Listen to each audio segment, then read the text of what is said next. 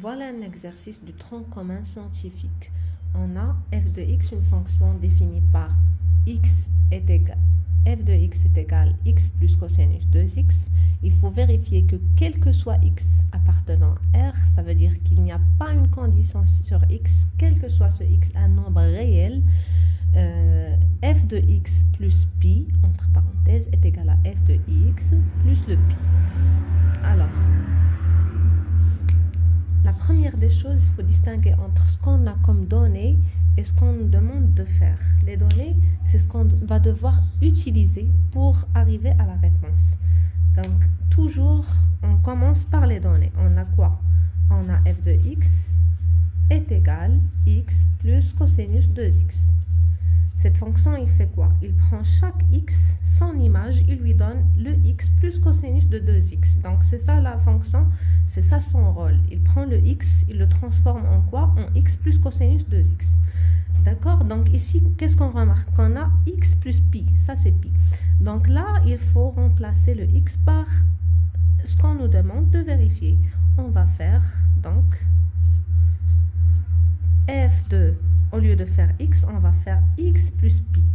Et bien évidemment, là où on trouve le x, on va le remplacer par x plus pi. On le fait ici, plus cosinus de quoi? 2 fois x.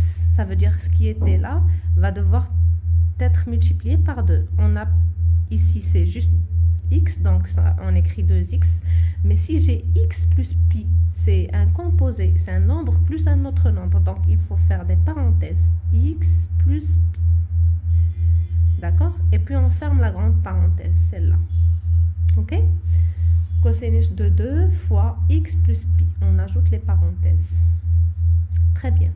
Alors ici, il faut faire un petit développement, faire rentrer le 2. Gx plus pi plus cosinus de quoi? 2 fois x, ça fait 2x. 2 fois pi, ça fait 2pi. Donc, et puisque on a ici le cosinus, on va devoir expliquer en utilisant le cercle trigonométrique. On sait très bien que l'axe des x, il représente quoi? Le cosinus. Et l'axe des y, il représente les sinus. OK? Donc, ici, alpha, c'est quoi? C'est un angle, alpha. Donc, voilà, alpha, c'est un angle.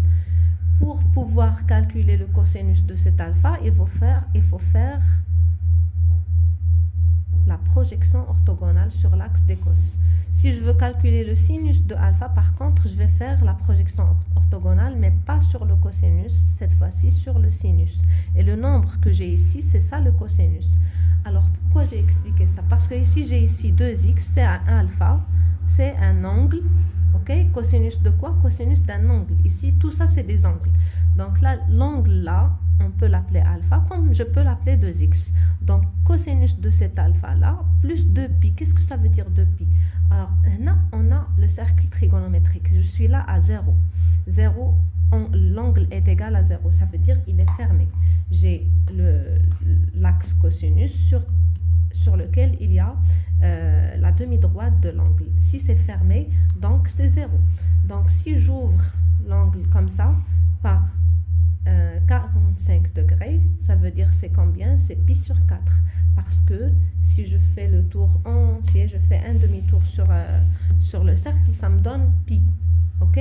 Donc, si j'arrive là, supposons que ça, c'est la demi-droite que je vais faire bouger. Si je suis là, ça veut dire c'est 0 degré. J'ouvre un peu à 45 degrés, c'est pi sur 4. Pourquoi je dis pi sur 4? Parce que si je fais une demi-tournée, ça veut dire je m'arrête là, ça c'est pi. Si je fais une tournée entière sur l'axe, ça me donne 2pi. OK? Ça c'est 2pi. Qu'est-ce qu'on a fait? Lorsqu'on a fait 2pi, on est retourné à notre place initiale. Ça veut dire on était à 0, on est redevenu à 0. Ça veut dire si j'ai ici c'est alpha, et je rajoute 2pi. Qu'est-ce que ça veut dire rajouter 2pi? Ça veut dire faire un tour entier. Donc, le cosinus alpha, c'est égal à combien? Il est égal au cosinus de alpha plus 2pi. Et bien évidemment, pas seulement 2pi. Alpha plus 4pi, plus 6pi, plus 8pi, plus 10 pi. Ça veut dire tous les nombres qui sont pairs. Si je fais alpha plus un nombre pair multiplié fois pi, ça veut dire que je suis retournée à la même place initiale. Ça veut dire là, si je fais alpha plus 4 pi, ça veut dire quoi? Ça veut dire que j'ai fait alpha, et puis 2 pi, et puis 4 pi. Parce qu'un tour entier, ça fait 2 pi. Le deuxième tour, ça fait 4 pi. Ok? C'est clair? Donc le cosinus ne change pas. Ok? Tout ça pour dire que le cosinus de 2x plus 2pi est égal au cosinus de 2x. Donc ici, j'ai x plus le pi plus le cosinus de 2x. OK? Et là, lorsque j'ai terminé le travail, je vais regarder ce que j'ai eu comme résultat et je le compare avec ce que je veux avoir ici. Là, je peux voir qu'ils veulent avoir un f de x plus un pi. Moi, j'ai déjà le f de x, il est défini par x plus cosinus de 2x. Alors, je vais chercher si j'ai bien le x, le voilà. Est-ce que j'ai le cosinus de 2x, le voilà. Il me reste quoi? Le pi. Donc, je réécris autrement. C'est x plus cosinus de 2x. Je vais mettre cosinus de 2x en premier, plus le pi. Donc, j'ai juste changé le... Ici, c'est bien f de x plus pi. Donc, je viens ici, j'écris c'est f de x plus pi. C'est ce qu'il voulait. Donc, bien sûr, j'ai montré que f de x plus pi est égal à f de x plus pi, quel que soit x appartenant à R. Ça veut dire x, un nombre réel, quel qu'il soit.